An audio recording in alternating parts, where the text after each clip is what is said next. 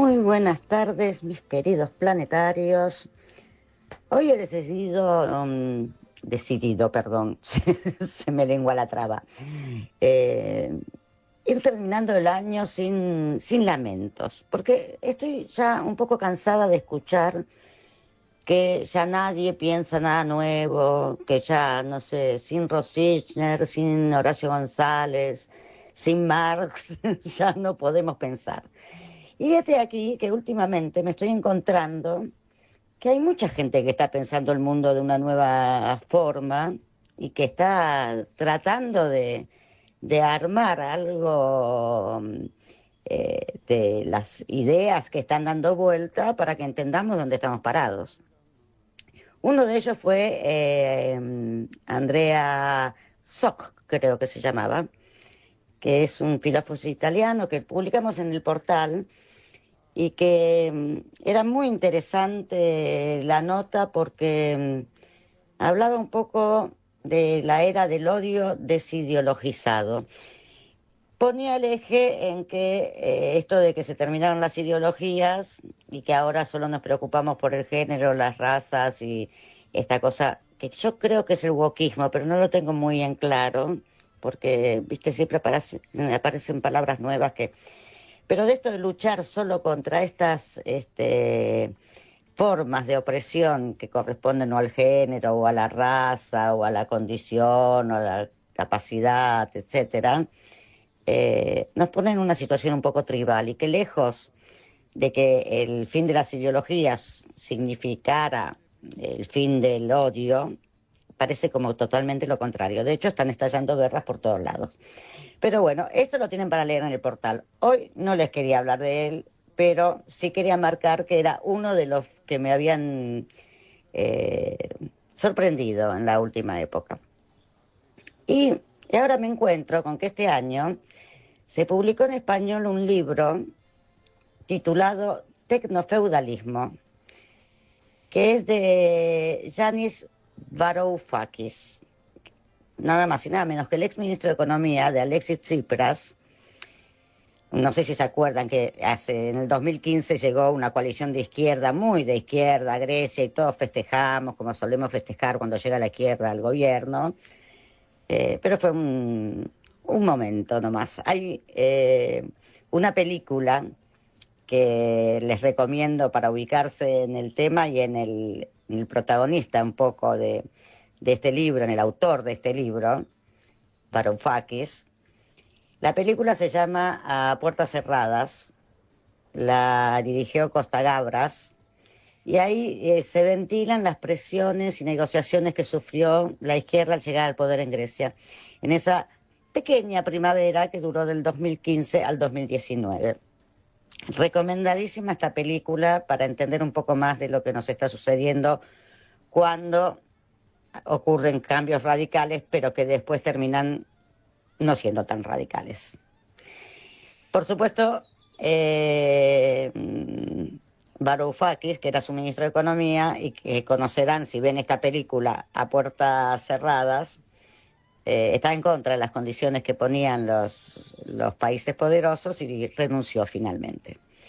Y ahora, el año pasado lo publicó en griego, pero este año apareció en español. En su libro Tecnofeudalismo, hace un análisis de los nuevos medios de producción en el siglo XXI. Y hace un paralelismo con el último gran salto que hubo del feudalismo, cuando la tierra era la principal proveedora, digamos, y se pasó al capitalismo con su proceso de producción industrial. Varoufakis sostiene que entramos en la era del capital de plataforma, por el cual se produce la magia de que hoy el poder de la economía no reside más en aquellos que producen cosas, objetos de consumo, sino en las grandes plataformas digitales como Amazon, Google, Microsoft, etc. Más allá del increíble avance tecnológico, Varoufakis ubica esta gran revolución en la crisis del 2008, que con una depresión mundial del consumo provocó un cambio inesperado en ese momento y las inversiones dejaron de ser puestas en productos de venta y pasaron a ser más inversiones inmobiliarias o sobre todo tecnológicas.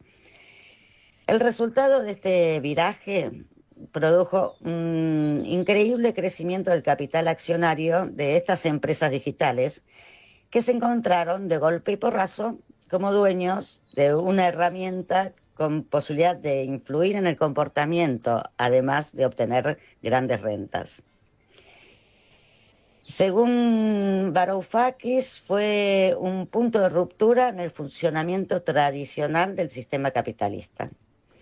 Y esto ocurrió de forma totalmente accidental. Un caso clásico de consecuencias imprevistas que no contó con la intención explícita ni siquiera de las propias empresas tecnológicas.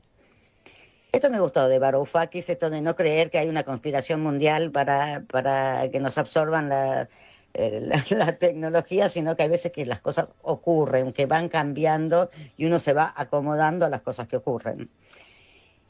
El ex ministro de Tsipras agrega: ahora tenemos bienes de capital que no se crearon para producir, sino para manipular comportamientos. Esto ocurre a través de un proceso dialéctico mediante el cual este selecto grupo de grandes empresas tecnológicas incita a miles de millones de personas a realizar un trabajo no remunerado, a menudo sin ni siquiera saberlo, para reponer el núcleo patrimonial de su capital de plataforma. Se trata de un tipo de relación social esencialmente diferente. A mí me gustan estos análisis en que se trata de ver que realmente las cosas están cambiadas y tratan de al menos ponerle nombre a las cosas. Si bien muchos consideran este tipo de pensamientos como el de Varoufakis como postmarxistas, el exministro se encarga de desmentir esto y sostiene que él se basa en un análisis de marxismo básico, por el cual hay que ver el funcionamiento de los medios de producción de capital para entender el funcionamiento de una sociedad. No estaríamos exactamente en una etapa postcapitalista, sino más bien en un estadio del capitalismo totalmente ajeno a todo lo que conocíamos hasta ahora. Podríamos decir casi como un capitalismo recargado, en el que el único objetivo es acumular capital y no producir bienes, que además presenta algunas formas feudales de organización. Yo esto les voy contando porque me estoy basando más en una entrevista porque el libro todavía no lo leí. Así que hay partes que obviamente se darán cuenta que son partes que digo yo, pero ahora les voy a decir algo que sí dice él y explica. Si observas Amazon.com, te das cuenta de que no es un mercado, es un feudo digital o de capital de plataforma. Comparte ciertas características con los feudos de antaño. Hay fortificaciones a su alrededor, hay un señor, entre comillas, que lo posee, etc. Pero, a diferencia de estas estructuras premodernas caracterizadas por la preeminencia de la tierra y la existencia de meros cercamientos físicos, los feudos en la nube se construyen mediante el capital de plataforma y funcionan mediante un sofisticado sistema de planificación económica. Un algoritmo que habría sido el sueño húmedo del Gosplan, el Ministerio de Planificación soviético. ¡Pah! Todo esto fue textual porque obviamente yo no hubiese podido decir estas cosas. Pero me estoy preguntando cómo es que llegamos de pronto a esta mención al sistema soviético de producción como algo que se pueda llegar a parecer al feudalismo digital. Y acá va la última cita que les propongo, porque no quiero agobiar con citas, porque son temas complejos que hay que masticar y después digerir. Dice Varoufakis: recordemos que la cibernética se desarrolló en la Unión Soviética Los soviéticos utilizaban el término algoritmo para referirse a un mecanismo cibernético que sustituiría a los mercados por un método diferente de adecuar las necesidades a los recursos. Si el Gosplan, es decir, el comité estatal que estaba encargado de la planificación económica en la Unión Soviética, hubiera tenido a su disposición la sofisticación tecnológica de, por ejemplo, el algoritmo del Amazon, entonces la URSS bien podría haber sido una historia de éxito a largo plazo. Hoy, sin embargo, los algoritmos no se utilizan para proceder a la planificación en nombre de la sociedad en general, sino con el fin de maximizar las rentas generadas en la nube por el capitalismo de plataforma para sus propietarios. La reproducción del capital de plataforma, así como de los feudos digitales en la nube que éste erige, destruye no solo la competencia mercantil, sino también mercados enteros. Entonces, el plusvalor residual producido en el sector capitalista convencional, en las fábricas y otras formas de producción equivalentes, es objeto de apropiación en concepto de renta capturada en la nube por los propietarios del capital de plataforma. De este modo, el beneficio queda marginado y la acumulación de riqueza depende cada vez más de la extracción de renta mediante el capitalismo de plataforma. Tomemos un poco de aire. ¿Qué significará todo esto? Dirán ustedes, como me lo digo yo. Bueno, no sé, cada cual que lo entienda como crea que puede. Yo, si quieren, les cuento mi idea mía. O mejor dicho, más que una idea, porque no seamos tan excesivas. Mejor dicho, la sensación que me quedó a mí después de leer esto.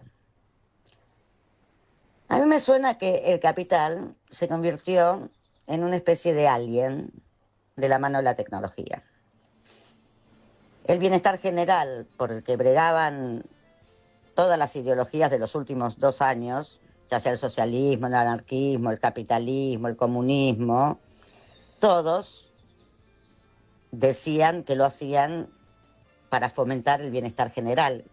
Y seguramente lo creían. Pero ese valor del bienestar general parece ser un valor derrumbado.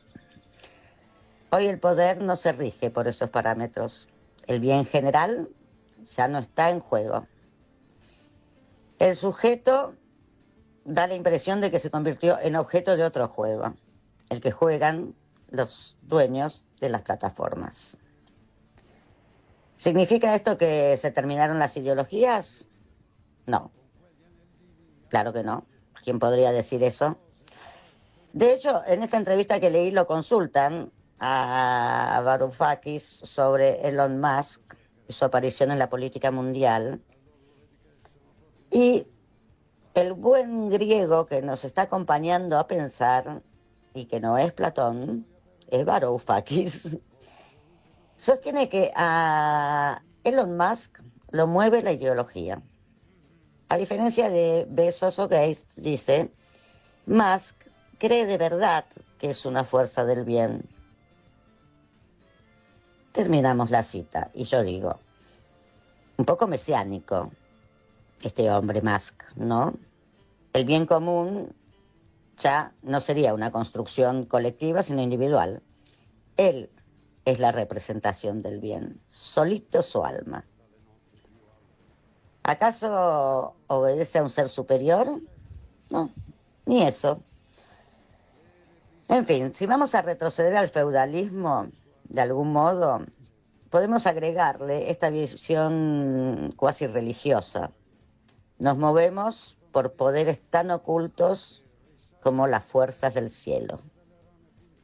Quizás empujados por un solo sujeto jugador, el señor de las plataformas, que nos convirtió a nosotros en meras fichas del tablero. ¿Qué quieren que les diga? Vivimos un tiempo desolador en lo que es difícil sentirnos sujetos, protagonistas de la historia. Y empezamos a sentir, como diría Borges, que Dios, detrás de Dios, la trama empieza. Pero, mis queridos chichipíos, mis queridos planetarios, creo que son momentos y que algún día volveremos a recuperar esa autoestima de sentirnos sujetos de la historia y tendremos nuestra fiesta en ese momento. Hoy, por el momento, parece que la fiesta terminó. Ya va a volver.